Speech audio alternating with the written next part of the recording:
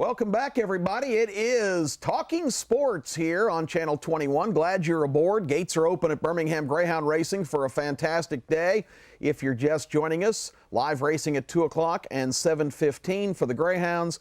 And the big tracks we've been talking about, Saratoga and Del Mar, are both running. Del Mar doesn't start till 4 o'clock out in California, our time, so it goes into the evening. So even if you're doing honeydews or have other things going on early and on this Saturday, if you can get there mid-late afternoon, you got all kinds of action to play tonight, including a full scale of baseball games. Yeah, a lot of folks love to go out and do the Vegas parlays on the baseball. One of the biggest draws at the racetrack.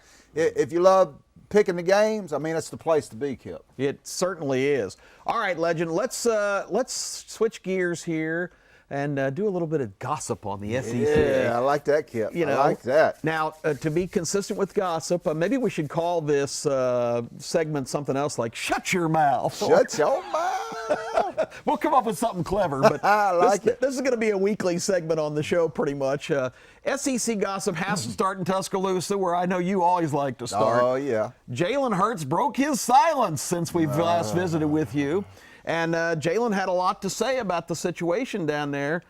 He's got to zip it up. But Nick Saban also commented yesterday in his press conference. So bring us up to date on your impressions of the Hurts and Saban statements. Well, here's the thing I want to say to Jalen Hurts. We love you, dude.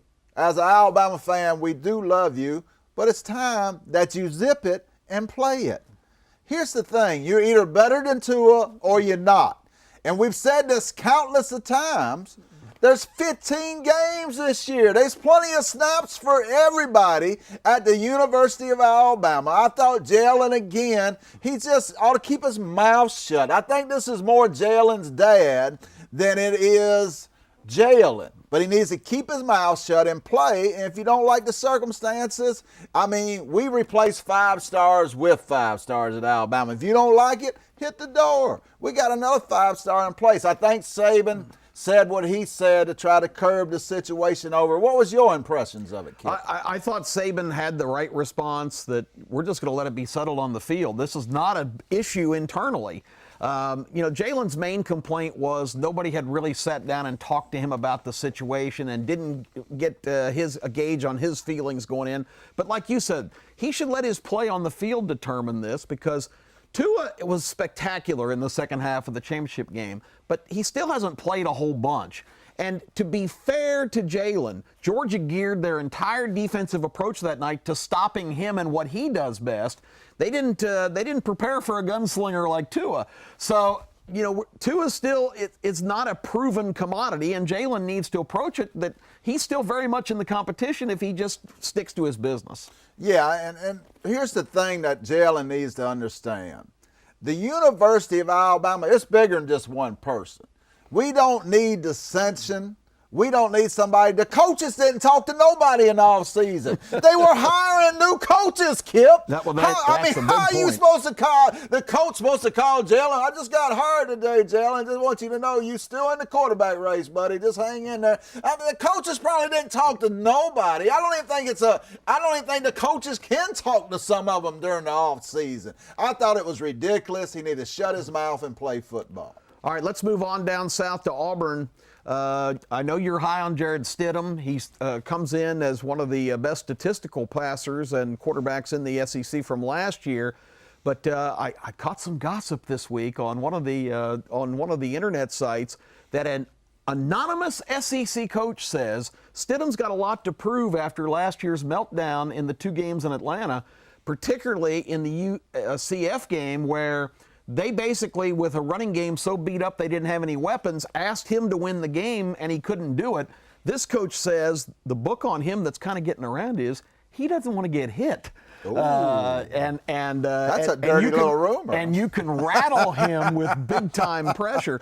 I said a couple weeks ago on the show, and I want to know if you agree with me, I think Auburn, to really ensure a high-powered offense, despite how all the physical tools Stidham has, they better be able to run the ball a little bit, because if you put it in his hands, there's doubts in the SEC that Stidham can get it done. Yeah, I've heard rumors too this week that Auburn is really frustrated with what they see from their offensive line down there. And I think you nailed it on the head right there, Kip. Everybody's talking about what if Auburn can win 9, 10, 11 games, but what if this offensive line, who lost Brendan Smith to the Indianapolis Colts, their mainstay last season, lost a couple other key players. But Auburn got his favorite team. Yeah, well, you forgive them when they go from Auburn to your favorite. You forgive them when they go to your favorite NFL team. I hate Tennessee, but I forgave Peyton Manning the moment he became a coach. You know, my brother David always told me, it don't matter where they come from, as long as they can throw touchdowns. There you go. But the thing is, there's whispers down at Auburn. They don't have the running game. Pedway is gone. They don't have the running game last year, and they don't have the good offensive line they've had in the past. A lot of people feel that this Auburn team is primed for a 5 or 6 win season. Let's move on to LSU, my favorite subject, LSU quarterbacks, which I bring up all the time because I saw the Cookie Monster, a.k.a. Coach Orgeron, in his press conference this week say, no, our quarterback situation is wide open. In fact, this week, the rumor from Baton Rouge is that Miles Brennan is taking first-team snaps predominantly, and 2 other quarterbacks also are in the mix there. McMillan, who's a running quarterback, and another one named Narcisse. And Joe Burrow has been relegated even to like 3rd team now, the guy who was thought to be the start of the Ohio State transfer. So basically, 3 weeks to go before opening day, LSU has no idea what they're going to do at quarterback. That same old song and dance. I mean, LSU is a continuous nightmare when it comes to quarterbacks. I mean, it's almost like it's just a giant Bermuda Triangle down there where quarterbacks get sucked out to sea and are never heard from again. And here we are again with a savior back down there, Joe Burrow, the 3rd string from Ohio State, come to save LSU. And guess what? It appears he's 3rd string at LSU. Real quick, over in Athens, I talked to my Georgia source on the way over. A lot of folks may not realize Georgia got a huge transfer in the summer. Demetrius Robertson from Cal, who was the #1 receiver coming out of high school in 2016. It came down to Georgia and Alabama, and Kirby got him. Now Georgia's applying for hardship status to make him eligible for the season. That could be a big difference maker. This guy caught 7 touchdown passes and had 800 yards as a freshman at Cal. Yeah, this is a big-time get for Georgia, and even bigger if they can get him on the field this year, because I've said before on past programs that while Georgia's receiving core is great, it is not as great as an Alabama or some. Well, they're good. I shouldn't even use the word They've great. got Ridley. Yeah, they got Ridley, but it's Ridley's younger brother. And they have Hardeman, who and good. was very good. I mean, they're good. This guy makes them really but good. This guy puts them over the top to great, and they need that. They really do. Well, we're going to be back in just a minute to talk more sports. We're glad you're on board. Hope you enjoyed SEC gossip. I think we're going to call it Shut Your Mouth. Shut your mouth. We'll be back talking sports on Channel 21. Kip and the Legend. Stay with us.